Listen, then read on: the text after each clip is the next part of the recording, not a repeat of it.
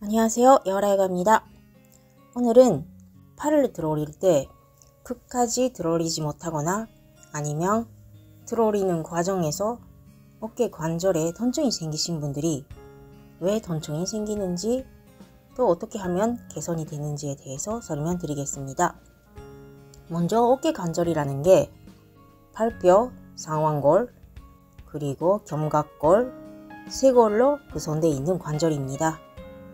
그래서 팔뼈, 견갑골, 쇄골의 위치가 손상 위치에서 벗어나거나 아니면 주변의 근육들이 뻣뻣해지면서 가동성이 부족하면 어깨 관절이 정상적인 움직임을 못하게 되고 부딪히거나 조직들에 염증이 생기면서 통증이 생길 수가 있습니다.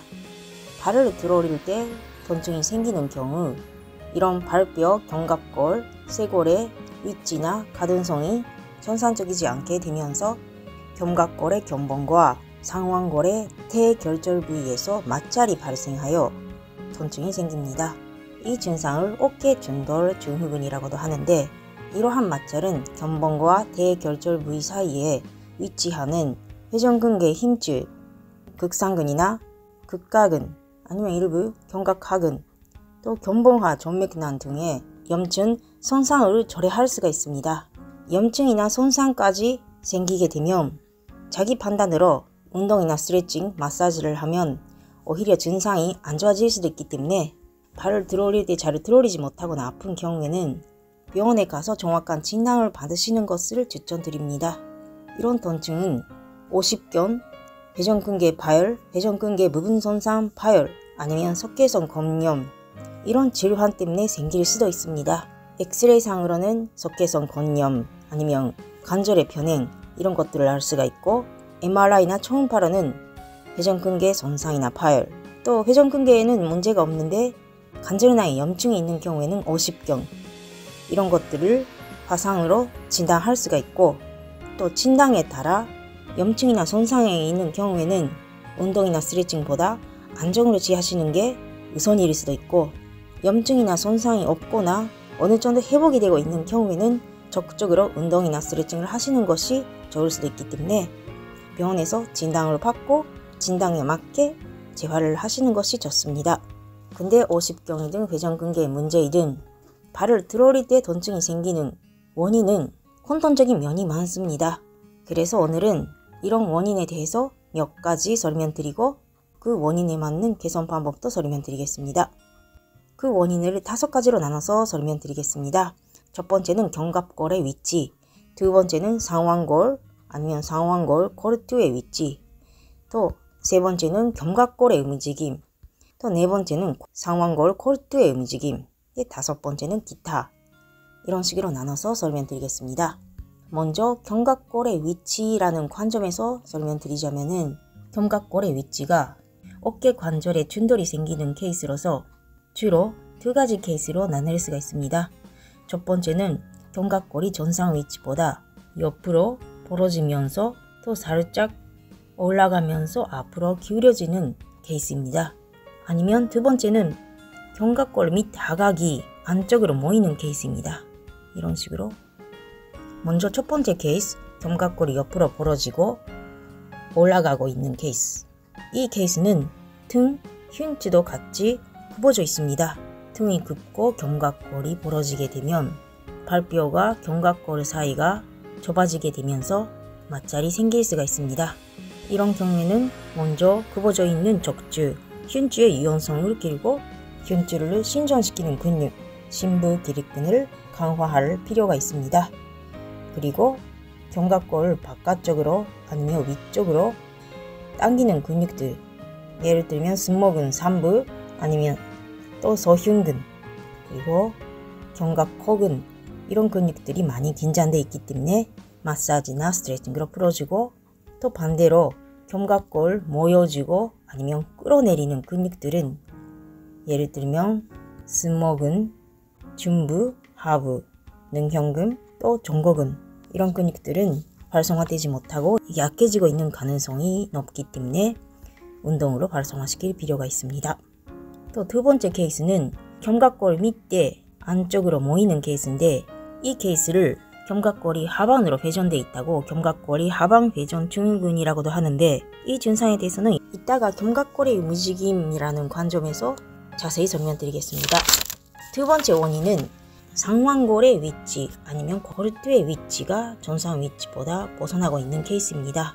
아까 견갑골의 위치가 벌어지고 앞으로 기울인 케이스에 대해서 설명드렸는데, 견갑골이 벌어지고 앞으로 기울이면서 팔뼈도 함께 앞으로 말리게 되는 케이스가 많습니다. 실제로 해보시면 아시겠지만 발을 앞으로 말린 상태에서 발을 올리면은 발을 잘 올릴 수가 없습니다. 근데 이 상태에서 발을 올리는 동작을 반복하게 되면 어깨 관절에 무리가 생겨서 염증을 일으킬 수가 있습니다. 이런 경우에는 첫 번째, 견갑골 주변의 근육들을 정상적으로 만드는 운동과 더불어 팔뼈를 앞으로 말리게 만드는 대표적인 근육, 관배근과 대흉근도 같이 마사지와 스트레칭을 하시는 게 좋습니다. 가슴 근육, 대흉근도, 등 근육, 관배근도 크고 힘이 센 근육인데 발뼈 안쪽 또 앞쪽에 붙어 있다 보니까 이 근육이 긴장되면 발뼈를 앞으로 만듭니다. 또 이 근육들은 보상 패턴으로 뭉치기 쉬운 근육이기 때문에 꼼꼼히 스트레칭, 마사지를 하시는 것을 추천드립니다. 또 발뼈 가장 위쪽, 그걸 코르트라고 하는데, 코르트가 전방으로 이동하고 있는 케이스도 있습니다. 어깨 관절의 인나마슬은 회전근개인데 그 안에서 하나, 견갑골 안쪽에 붙어 있는 견갑하근이라는 근육이 있습니다. 이 근육은 발뼈를 견갑골 쪽에 잡아주면서 어깨 관절을 안정화시키고 있습니다. 이 역할을 관절의 중심화라고도 하는데, 견갑골근은 발뼈를 잡아주면서 발뼈를 안쪽으로 돌리는 역할, 그러니까 견관절을 내회전시키는 역할을 갖고 있습니다. 근데 똑같이 견관절을 내회전시키는 역할을 가지고 있는 근육으로서 함께 관배근, 대흉근도 활성화되어야 되는데, 안전성을 담당하는 견갑골근이 약해지면서 대흉근, 관배근이 과활성화되면 상완골 코르트를 전방 발주시켜 어깨를 불안정한 상태로 만들어 버립니다. 견갑골근의 근력 테스트로서 리프트 오프 테스트라고 발을 뒤로 돌고 손을 등에서 뜰 수 있는지, 또 살짝 저항을 주면 버틸 수 있는지, 이런 테스트로 견갑골근의 근력 테스트를 하기도 합니다. 이런 식으로 인너마슬 견갑골근과 아우터마슬 대흉근, 관배근의 근력의 밸런스가 깨지고 있는 케이스. 또 두 번째 케이스는 견관절의 뒤쪽 조직들이 삼각근 후방섬유나 극가근, 서원근, 대원근, 또 삼원삼두, 또 안쪽에는 또 많은 인대들이나 관절낭이 있는데, 이런 근육들이 많이 겹치고 있는 부분이 유착이 되면서 미끄럽게 움직이지 못하고 뻣뻣해지고 있으신 분들이 꽤 있는데, 이런 뒤쪽 조직들이 뻣뻣해지면 팔뼈가 뒤쪽으로 미끄럽게 움직이지 못하게 되고 앞으로 전방 발주를 시킬 수가 있습니다. 이런 케이스도 많습니다. 또 세 번째 원인, 견갑골의 움직임이라는 관점에서 설명드리겠습니다. 발을 들어 올릴 때는 발뼈와 함께 견갑골도 같이 움직입니다. 예를 들면 발뼈를 180도 위까지 들어 올릴 때는 발뼈가 움직이는 각도는 120도, 또 견갑골이 움직이는 각도가 60도, 발뼈 120도와 견갑골의 60도가 합쳐서 180도 발을 들어 올릴 수가 있습니다. 이런 식으로 상완골과 견갑골이 2대1의 비율로 움직이게 되는 것을 견갑상완 리듬이라고도 하는데, 이때 견갑골의 움직임은 이런 식으로 이동하게 됩니다. 이 움직임을 견갑골의 삼방회전이라고 하는데, 견갑골의 삼방회전이 잘 일어나고 있는지 아닌지를 체크하는 방법으로서는 견갑골의 좌우 움직임을 비교해보거나, 아니면 발을 끝까지 올릴 때 견갑골의 밑부분 하강이 몸통 중앙까지 오고 있으면 정상, 중앙까지 못 오고 중앙보다 뒤쪽에 있는 경우에는 움직임이 잘 일어나지 않은 것으로 판단할 수가 있습니다. 견갑골이라는 게 흉곽에 붕 떠 있고 많은 근육들이 잡아주고 있습니다.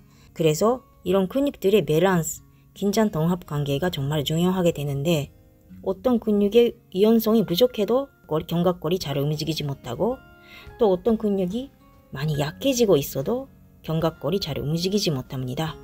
근육의 이완성 때문에 잘 삼방회전이 일어나지 않는 경우에는 삼방회전이 잘 일어나지 않은 거니까 단순히 생각하면 삼방회전과 반대로 견갑골을 하방회전시키는 근육, 능형근, 이 근육도 이런 식으로 붙어 있다 보니까 문지고 잘 받으면 견갑골을 하방회전시킵니다. 그리고 견갑골근, 또 앞쪽 서흉근도 견갑골에 붙어 있고 문지거나 잘 받으면 견갑골을 하방회전시킬 수가 있습니다. 그리고 승모근, 하부, 이런 근육들을 삼방회전과 반대로 하방회전시키는 근육들을 마사지나 스트레칭으로 풀어주면 됩니다.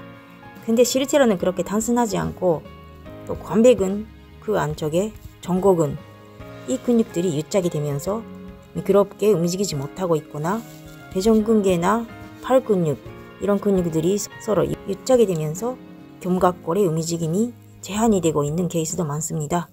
그래서 견갑골을 잘 움직일 수 있도록 견갑골 주변의 근육들을 전반적으로 마사지 스트레칭을 하고 근육 상태를 적게 만드는 것이 좋습니다. 근데 열심히 스트레칭 마사지로 근육 상태를 이완하게 만들었는데도 그래도 통증이 개선이 안 되는 케이스도 있습니다.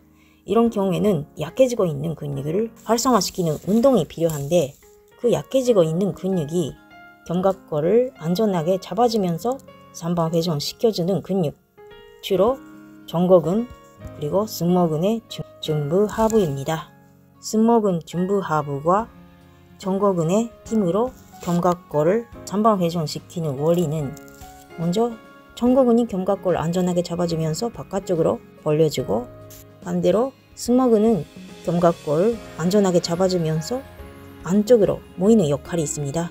그래서 정곡근과 승모근 중부의 힘으로 견갑골을 안전하게 잡아주고 그리고 이렇게 삼방회전 시키는 근육, 승모근 3부 그리고 정곡근이 활성화되면서 견갑골을 위쪽으로 회전시키고 또 견갑골이 불안하게 위로 올라가지 않도록 승모근 하부로 견갑골을 밑으로 잡아주면서 안전하게 삼방회전이 될 수 있도록 보조 역할을 가지고 있습니다.